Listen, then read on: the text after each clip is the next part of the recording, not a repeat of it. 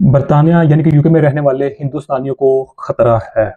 پاکستانی اپنا نام بدنام کر رہے ہیں۔ ریفارم یوکے پارٹی کی پاپولیرٹی میں اضافہ ہو رہا ہے۔ برطانیہ میں ہاؤسنگ میں غیر ملکیوں کی تعداد میں اضافہ۔ یوکے ویزا میں مزید سختیاں آ گئی ہیں۔ ایک معاہدہ جس کے تحت فوراً در بدر کیا جا سکتا ہے۔ پی آئی اے نے 5 سال بعد یوکے کے لیے فلائٹ کی اڑان شروع کر دی۔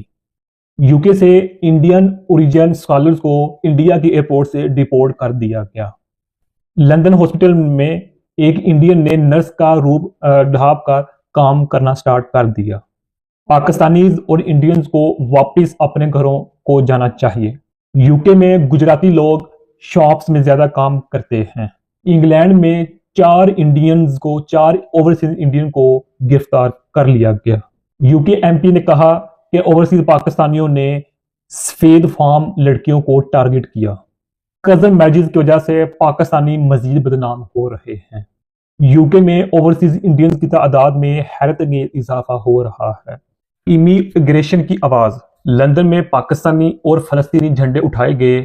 جنگ کی پکار، آزادی کی پکار۔ نکلی پروٹیسٹ کا پول کھل گیا۔ لندن میں اینٹی انڈیا پروٹیسٹ جھوٹ نکلا، سچ کی پکار۔ پی آئی اے کی واپسی۔ 5 سال بعد ڈائریکٹ پاکستان اور یوکے کے درمیان فلائٹس چلی۔ اوورسیز پاکستانیوں میں خوشی کی لہر دوڑ پڑی۔ ڈائسپورا کی زبردست انٹری۔